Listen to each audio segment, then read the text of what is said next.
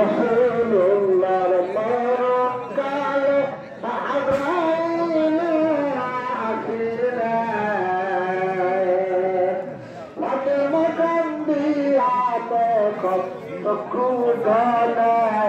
বাসাইলেন লা ইলাহা ইল্লাল্লাহ লা ইলাহা ইল্লাল্লাহ রাসূলুল্লাহ ফাতেমাকে বুকে ধারণ করিয়া ঘরে ঘরে কান্দা দিলেন